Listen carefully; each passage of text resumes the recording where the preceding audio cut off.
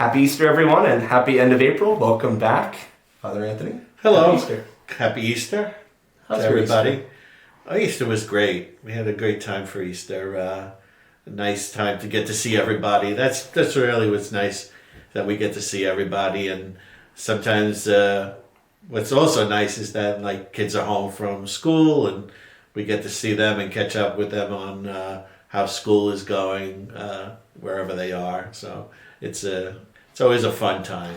I know it's been like an ongoing theme, but this Easter our masses were packed. Packed. If you were in the vestibule at the 10:30 Mass on Easter Sunday, we apologize because you were probably more out on Main Street than you were in at Mass. But it's a great sign. It's spring, it's Easter, there's new life. Actually, you just caught us in between lawnmowers and leaf blowers. So there's new life all around us, and especially in this Easter season, we were thrilled, as Father Anthony said, to see so many faces, to welcome them to Mass on Easter Sunday. And as I'm sure you may be aware, if you were at the Easter Vigil, we also welcomed a number of new Catholics into the church. We baptized 3.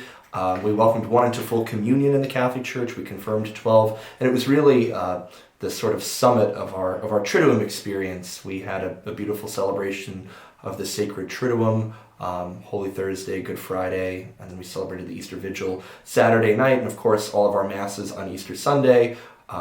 Obviously, we've got St. Mary's and St. Peter's, so it involves a little choreography going back and forth. Yeah. Who's where, who's doing what.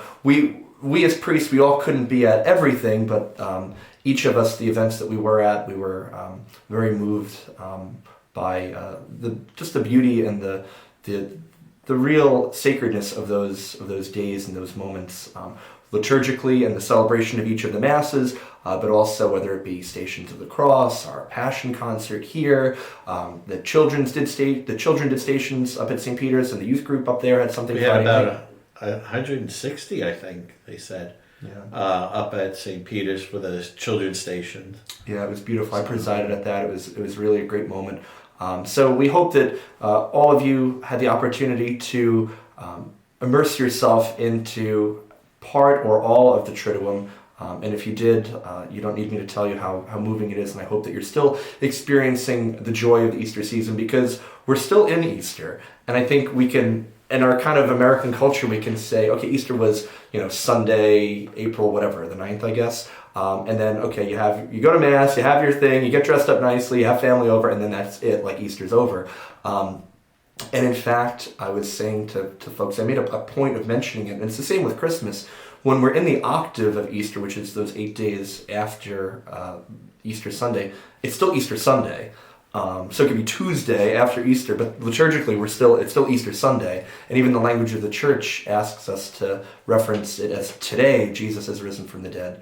And so we have these 50 days of joy. So I hope that this season for you is a season where you're experiencing that joy. But we had a few other particular moments Easter week. I was on retreat. I was down in Florida with a number of priests, and Father Anthony was at a conference. So there were a couple of things that happened here we couldn't be present for, but we heard about them, and we heard great things about them, which speaks volumes. So what was going on in our absence? They don't tell us. Yeah, right? Something happened. I hear they run up and down the halls. Right. Well, there were people running around. We had the Easter egg hunt. Easter egg hunt, which there were tons of kids who came to that, and it was a beautiful sunny day, and we heard that they had a lot of fun.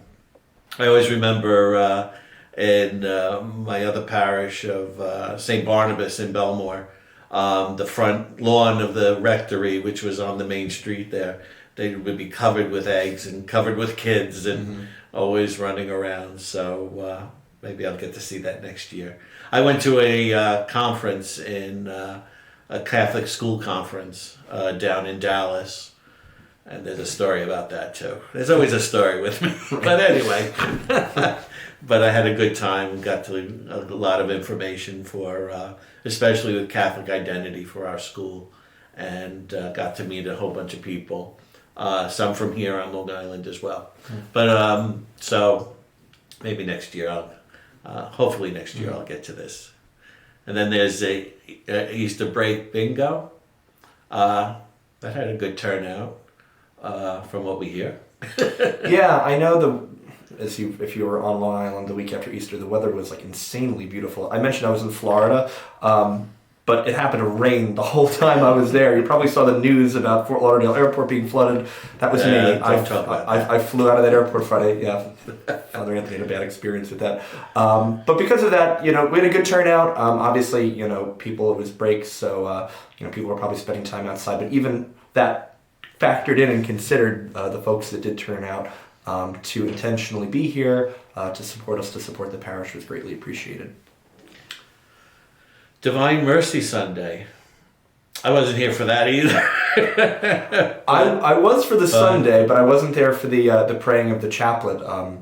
We had it was like one of those weeks where we had a number of wakes and funerals. So I felt bad. Mike Cohen and a bunch of the Knights and a bunch of volunteers, they've done it every year faithfully. They've prayed the Divine Mercy Chaplet on Divine Mercy Sunday at 3 o'clock. We had 27 people that showed up for it, so we're grateful for those who did. I was bouncing around from funeral home to funeral home, so I was having my own living Divine Mercy Chaplet in the car as I was comforting families and praying with them. But we're grateful for everyone who turned out. With the Divine Mercy, I may have said this other times, but it's very much connected to the Rosary. There was a time when it was forbidden to be said, but I think that was because people had the intention that it would replace the Rosary, and St. John Paul II made that clear that it's in conjunction. The message of Our Lady at different times, at Fatima, La Salette, other times, all meant that to go to her divine Son through her for his divine mercy. So I would suggest to you, there's a great book, and it's on formed.org. It's called The Second Greatest Story Ever Told. It gets into a lot of things that when you see the connections, you see we need to pray the Divine Mercy, we need to pray the Rosary, and help each other. So, no, it's a good point. There's a great balance, I think, in our Catholic world, our Catholic ethos of devotions, and then we have liturgical expressions, and both are important. I think we've kind of, as the Church has moved through the decades and centuries, kind of like a ship on the sea, at times, as you said, there perhaps was suspicion aimed towards some of the personal devotions of the Church, and then at times our liturgical life has not always gotten the focus. And John Paul II always, as you mentioned him, he always used the image of the Church of the East and the West praying with both lungs. But I think that image and that metaphor can also be used for our devotional life and our liturgical life, that both help lead us towards the same mystery of Jesus through Mary, entering into the reception of Jesus' divine mercy. Speaking of liturgical expressions of our worship, right before Easter we had a guest join us, Father Brian Barr. He was here, he presided and preached at a holy hour right on the threshold of Easter. It was still in the Lenten season. It was a great gift having him here. He was the vocation director for our diocese, kind of like the priest recruiter when I entered the seminary. So I guess in one sense you can say, no Father Brian, no Father John. He was the one, and I remember. Thanks. Depending on how you feel, you can either thank him or write complaints to him. But he was here again. He's a gifted homilist. His ability to use images and to kind of weave a homily together is a great skill of his and a great gift. I'm actually, as payback, I'm going to be down in Long Beach, depending on when this is posted. I think it's going to be tonight, Thursday night at St. Mary of the Isles. So if you feel like making a road trip, I'll be there. I'll be the homilist at their holy hour. So I'm looking forward to being down there. Bring your rotten tomatoes. Exactly. The groupies. So I'm looking forward to being down there. So we've had a lot that's happened, but we have even more to look forward to. Yes. The spring raffle, that's coming up. That's beginning. May 1st, right? May 1st, Barbara will be pulling the first ticket, and there's a lot of great prizes. I think you can still get in on it. So after this weekend's masses, I'm trying to use my glasses. I can't see anymore. So you can make out like really, really well with this, because if you win one day, your ticket can get pulled again. So there's some like really crazy good prizes to be won, and we just want to thank also those who donated prizes. People have been very generous with that. Very generous. I mean, it's again. I looked at the grid of prizes, and it's really crazy. So, and it helps support our mission here at St. Mary's. It's obviously a fundraising opportunity that helps us in our day-to-day work here, but also, as I said, it's something that could be of great benefit to you if you guys win, especially more than once. So definitely get involved in that. Yep. There's the Rosary and Crowning of Mary. The month of May has traditionally been the month of Mary, and we have two things going on for our patroness. We have May 3rd at 6:30 in the church. There'll be a crowning of Our Lady, of the image of Our Lady. With we hope to have some of the school children do that for us. And then there's May 13th, which is an anniversary of the it's the first. Yeah, that's the first apparition of Our Lady is in May, and the fifth apparition is in October. The Fatima apparitions. Mm-hmm. So May 13th at 12:30, there's an outdoor crowning of Mary at the giant statue in the parking lot. So we're going to have that as well. May 13th, I don't know if you remember on my little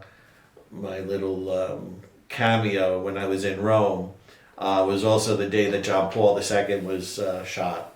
Mm-hmm. So there's a Marian connection with him as well, and you see that in that second greatest story ever told thing. Video. Yeah. I don't know. It's a film strip. It's a thing. Video. It's a technical term. I'm old. I don't know what they call them today. No more CDs, right? You don't have any more CDs, right? Yeah, now computers don't even have disk drives. It's all digital files or streaming. Streaming. I mentioned we had Father Brian here for a Holy Hour in March. It's beautiful how we've proposed these holy hours, and the feedback has been great, and people have almost universally said we want more opportunities to have prayer like this. So we've done our best to respond to that desire, and basically monthly. Again, April we were in the throes of our Easter celebrations, but next month, May 11th, we're going to have another Holy Hour. Again, as Father Anthony said, we're in the month of Mary, so it's an opportunity to pray in the presence of her Son, Eucharistically, to pray in the presence of Jesus. And I'm happy to say that Father Matt Brown, who's a really good friend of mine, has accepted our invitation to be the guest homilist for that Holy Hour on May 11th. Father Matt was ordained a year ahead of me. We went to high school together. We were both graduates of Kellenberg, class of 2011. We entered seminary at the same time. Then he studied. I know, sorry. He studied in Washington. I studied in Yonkers, but we've remained really good friends. He does a lot of work in the diocese now. He's the bishop's delegate to the Department of Education, and he's the director of the Office of Evangelization and Catechesis. So he's a man who wears many hats. And with that being said, wears them well too. He does. Really, really good guy. And the fact that he was able to make time in his calendar to be with us is a great gift. So we're looking forward to welcoming him on the 11th, and we hope to see you guys at that. Behold your mother. Oh, this is Deacon Joe. Yes, Deacon Joe wanted to do a night on our Blessed Mother, as we because this also leads into the closing of our 125th year. But as again, May is that month of Mary, our patroness. So May 15th at 7 p.m. in Sacred Heart Hall he's going to do a presentation on the words, "Behold your mother," which is what Jesus said to St. John. Yes, St. John at the foot of the cross. "Woman, behold your son. Behold your mother." And where Jesus gives us Mary, his mother, for our mother as well. And she's that image of the church. In the Second Vatican Council documents, the 8th chapter of Lumen Gentium, the Constitution on the Church, the 8th chapter is about Mary. They were going to put it as a separate constitution or letter, but they decided, the bishops decided that she's so tied in with the church and that image of the church that they put it in that document of what the church is and who the church is and how we come to know the fullness of the church through Mary, who brings us to her son always. We don't stop with Mary. Mary always points us towards her son. So I'm glad you mentioned that. If you might remember, back in the fall, we had Dr. Michael Hoonhout, who actually will be ordained the deacon on May 20th. So keep him in your prayers. He was one of my professors in the seminary, and he gave a talk here at St. Mary's on that very document that Father Anthony mentioned, the Constitution on the Church from the Second Vatican Council. And he had an amazing meditation at the end of his talk on that 8th chapter on Mary. We recorded the talk. It's on our social media. It's on our Facebook page. If you weren't there back in the fall for the talk, I totally recommend go back and watch it. He's an amazing theologian, but one who's very spiritually grounded as well, and he gave a great meditation on that reality of Mary's interconnection with the church, and how the church is immaculate as Mary is, although we can often forget that or not realize that because we can be focused on the institutional church and not the reality of the church as the body of Christ. So definitely check that out. I'm glad you mentioned that. So. And I recommend you reading that. The documents of the council are very readable for everyone, and you can get them online. And even if you want to just read that one document, it gives you a beautiful understanding of Mary's role in the God's plan of salvation through His Son. Totally. From the profound to the I don't want to say silly, but the more fun and leisurely, we have our family festival coming up. That's going to be June 1st through the 4th. The times each day will vary, so check out the bulletin and check out our social media. We'll have more precise information about that. But we hope the weather will be great. We hope it'll be a good opportunity just for us to enjoy the early days of summer, the late days of spring. And again, as was mentioned, also part of the build-up for the conclusion of our 125th anniversary year, which is hard to believe because I feel like we just started. We just started, but we're at the end. As Billy Joel said, life is a series of hellos and goodbyes, and we're about to say goodbye to the 125th anniversary year. But we have a few. We're not done yet. We've got a few concluding events. Yeah, we have the 125th anniversary gala, and that's going to be June 14th from 6 to 10 p.m. at the mansion at Timber Point, and details are going to be in the bulletin soon. You can purchase tickets by May 24th. The evening, we're hoping that it's a beautiful evening of music, and we have it's kind of a little out of the ordinary kind of music that we have. It's going to be the Rich Mahogany. So it's going to be. We may have to wear our bathing suits. I know. You don't want to see me in a bathing suit. I know.